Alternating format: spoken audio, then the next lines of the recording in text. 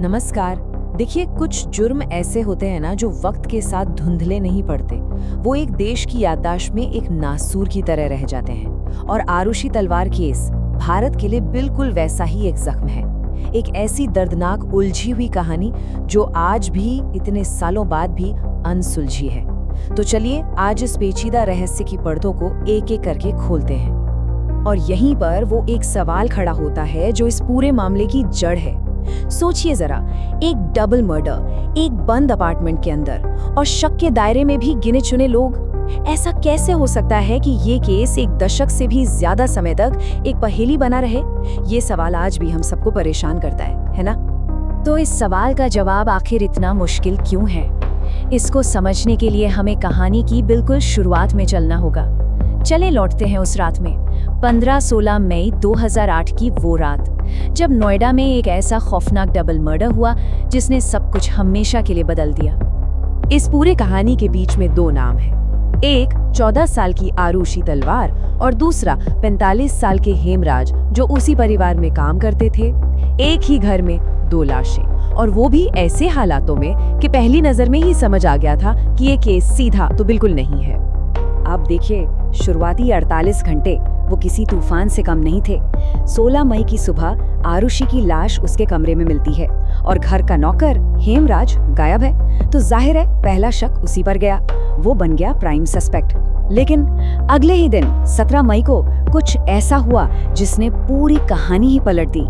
हेमराज की लाश मिली उसी घर की छत पर। सोचिए, जो कल तक कातिल माना जा रहा था वो खुद एक शिकार निकला। और बस यहीं से ये केस पूरी तरह से उलझ गया। हेमराज की लाश मिलते ही ये जांच कंफ्यूजन और विवादों के एक ऐसे भंवर में फंसी कि फिर कभी निकल ही नहीं पाई। और यहीं से हम इस केस के सबसे अजीब हिस्से में दाखिल होते हैं। सवाल ये है कि आखिर देश की एक ही टॉप इन्वेस्टिगेशन एजेंसी दो बिल्कुल अलग अलग थ्योरीज पर कैसे पहुंच सकती है? लेकिन रुकिए, उन दो थ्योरीज पर आने से पहले ये जानना बेहद जरूरी है कि शुरुआत में ही कितनी बड़ी बड़ी गलतियां हुई। क्राइम सीन का तो पूरा कबाड़ा कर दिया गया था। इतने लोग आ जा रहे थे, और वो छत जहां हेमराज की लाश पड़ी थी उसे तो पहले दिन किसी ने चेक करना भी जरूरी नहीं समझा। लोकल पुलिस को तो जैसे कुछ पता ही नहीं था कि करना क्या है। सच कहें तो इन गलतियों ने केस को शुरू होने से पहले ही खत्म कर दिया था। एक ऐसी कमजोर नींव रख दी गई जिस पर सच की इमारत कभी खड़ी ही नहीं हो सकती थी। और ये कंफ्यूजन सिर्फ लोकल पुलिस तक नहीं रहा, ये देश की सबसे बड़ी एजेंसी सीबीआई तक पहुंच गया।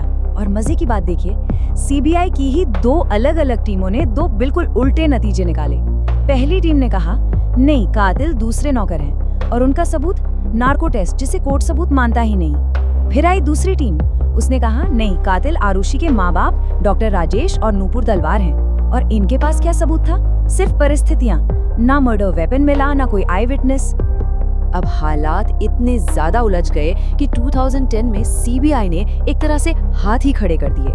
अपनी क्लोजर रिपोर्ट में उन्होंने साफ साफ लिखा कि देखिए, तलवार दंपति के खिलाफ कोई ठोस सबूत तो नहीं है, लेकिन शक उन्हीं पर है। मतलब सोच कर देखिए, देश की टॉप एजेंसी कह रही है कि हमें लगता तो है कि कातिल वही हैं, पर हम ये साबित नहीं कर सकते। ये कितना अजीब है। लेकिन कहानी यहाँ खत्म नहीं हुई। सीबीआई ने तो केस बंद करने को कह दिया, पर मामला तो अब अदालत पहुंचने वाला था। और अब कहानी का वो हिस्सा शुरू होने वाला था जहां फैसला सबूतों पर नहीं, बल्कि सिर्फ और सिर्फ हालातों के ताने बाने पर होना था। और फिर आया 2013 का वो चौंकाने वाला फैसला। ट्रायल कोर्ट ने सीबीआई की क्लोजर रिपोर्ट को सिरे से खारिज कर दिया और आरुषि के माँ बाप को ही उसकी हत्या का दोषी ठहरा दिया। सजा मिली उम्र कैद। और ये पूरा फैसला ये सिर्फ सर्कमस्टेंशियल एविडेंस यानी परिस्थितिजन्य सबूतों की एक चेन पर आधारित था। कोई ठोस सबूत नहीं, बस एक कहानी जिसे जोड़ा गया था। लेकिन इस कहानी में अभी एक और ट्विस्ट आना बाकी था। इस फैसले को हाई कोर्ट में चैलेंज किया गया और अब ये केस अपने आखिरी कानूनी पड़ाव पर था।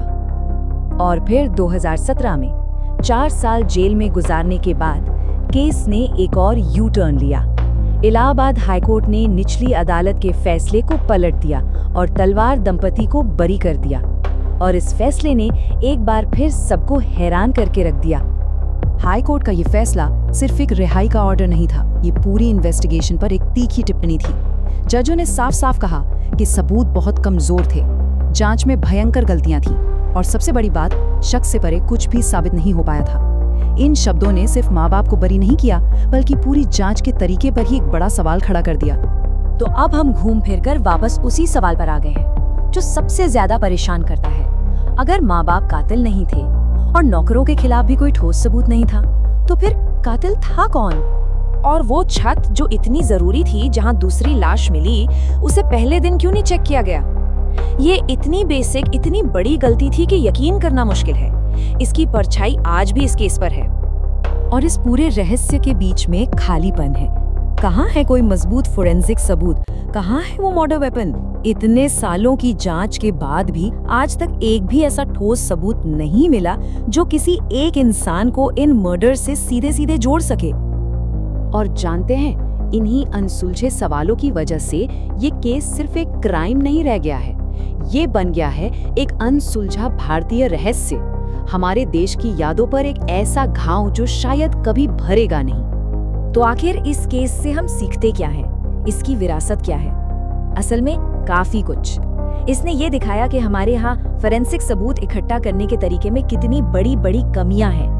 इसने मीडिया ट्रायल पर एक जबरदस्त बहस छेड़ दी और सबसे जरूरी, इसने ये सवाल खड़ा किया कि क्या हमारा कानून सिर्फ हालातों के आधार पर किसी को दोषी ठहरा सकता है? ये केस एक बहुत ही दर्दनाक सबक है जिसके लिए बहुत बड़ी कीमत चुकानी पड़ी। और आखिर में आरुषि हेमराज का ये केस हमें एक अजीब से सच के साथ अकेला छोड़ जाता है कि कभी-कभी सबसे बड़ा रहस्य वो नहीं होता जो हमें पता चलता है, बल्कि वो होता है जो हमेशा के लिए खामोश हो जाता है। और इस केस में वो खामोशी आज भी गूंज रही है।